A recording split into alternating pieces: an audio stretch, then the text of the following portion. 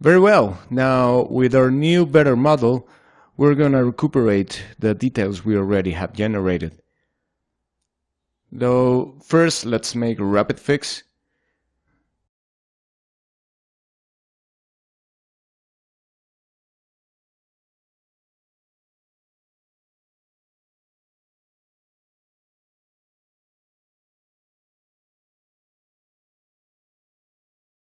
The idea is to hide all those internal parts of the character. They won't be very useful in this case. And it's probable they'll bring many problems. So we better take them off already. Let's give a little more space here to the inside. Ctrl-Shift-E, let's remember that. We are generating the geometry.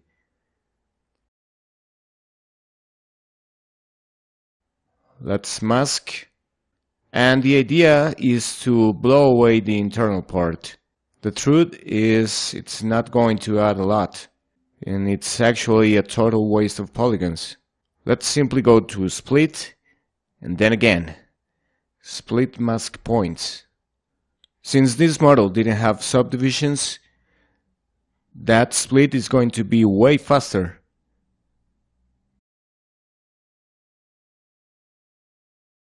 Here we could smooth lightly to open a bit these areas that are compressed. I think it's fine. And now let's begin to project. The projection, in case you don't know, is a ZBrush tool that allows us to copy the details from one mesh into another one. For each subdivisions we give to the new given geometry, we are going to give one more subdivision to the previous geometries we had. I mean, the body apart, the fingers too. Now we have to turn on only the subtools that we need. In this case, the already generated body, the previous body, and fingers. In this case, there will be 4. And we stand on the new subtool. We go to project and click on project all. There it projected the details.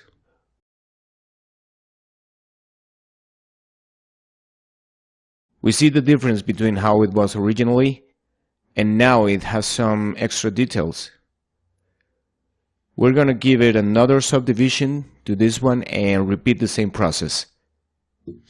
Raise the subdivision to the other subtools, one to each one, and standing on the subdivisions we need to polish, we just go to project.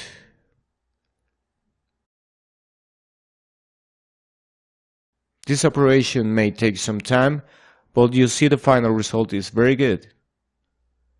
An advice I could give you is to save before you make this process, because they're kind of heavy work and it could happen that your system crashes or something like that. So you better keep a backup. Okay, we just ended the projection. This is basically an exercise of absolute patience and it's relatively long, I won't deny it, but the result is very good. First, we know our geometry is now lighter, since now it has less than 9 million polygons, different to what we had previously, since we had something like 16 millions. So by that, we top off with one thing. We made geometry optimum. There are some imperfections, like these ones, and it's due to the mesh we used originally.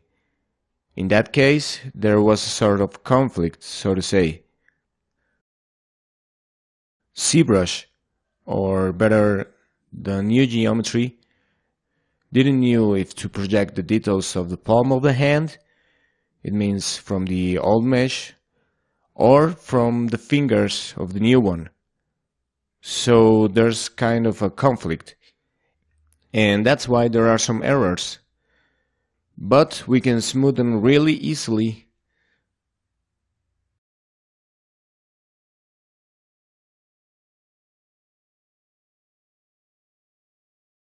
Okay, let's disappear this line that stood here. That was obviously the finger/hand intersection of the previous geometry. But now we can remove it easily. Here we have to add volume, but well, we'll do that later. It can happen sometimes. Let me check.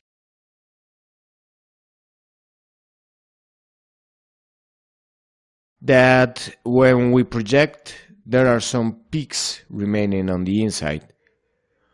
The projections is now 100% successful. And every once in a while there are some conflicts. So it's good to check when there are some points like this, some holes on the skin or in the geometry, is that there is some trouble. Okay, let's smooth each subdivision. Look at them in here. These peaks. There are these strange points, and if you try to smooth them, there are some holes generated. These you shouldn't smooth from the outside, because it will take you longer and the geometry starts to damage, among others. When you see these points by projection mistakes,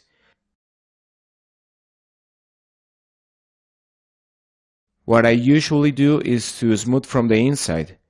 Let's say I open a part of the geometry, just as I did, and with Shift try to smooth the peaks, like pushing them from the inside.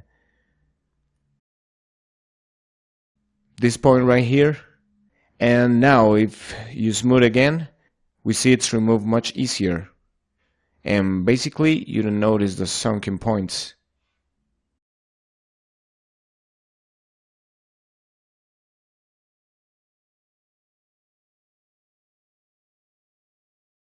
In case that some of these lumps are difficult to erase, an S-polish should help a lot. I think I said so in a previous video, but these two brushes work together very well, smooth and S-polish. With this we have a much cleaner palm. In case that the same happens with the feet, we repeat the same process.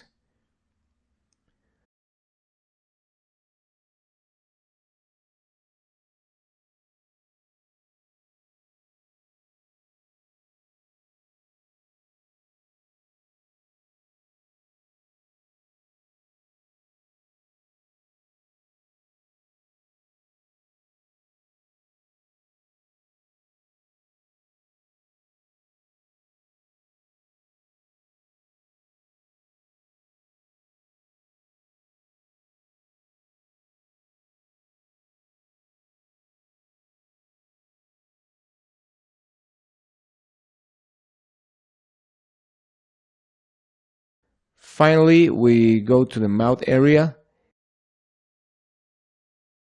and here we'll see it got damaged as well.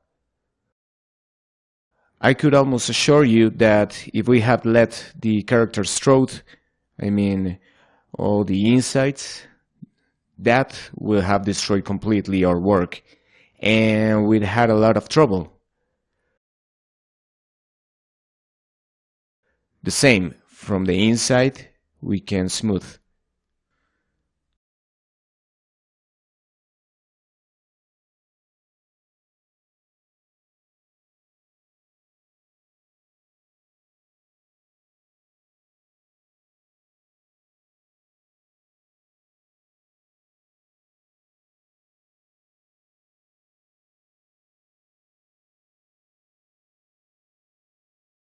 Okay, now with the smooth process, we repaired a little damage done by the projection. Even though I say damage, it didn't really destroy that much. Just a few brushes and we recovered the shape we had.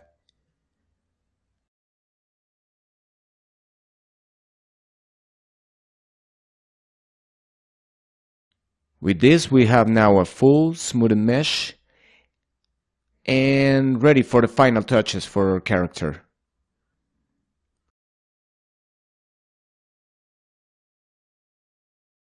One last advice, okay, we're going to lower some subdivisions for the project to be lighter.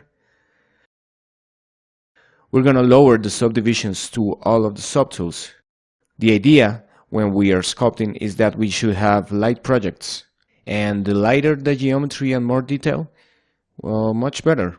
I recommend you save the files because what I'm going to do is erasing the subtools of the fingers and the body. Now, they're not necessary. In case I will need them for any reason, I always have other backup versions where I can go to. But the idea is to have this file as light as possible. Now we are in 16 million and we had like 23. Delete. This one goes as well. And this one from the throat goes too, leaving us only with 9 million polygons. This will help you to get the project to run smoothly and to be much lighter. Very well, this is all for this video. I hope you liked it. I know it was a bit long, not so much for the video but for the projection process, but it's some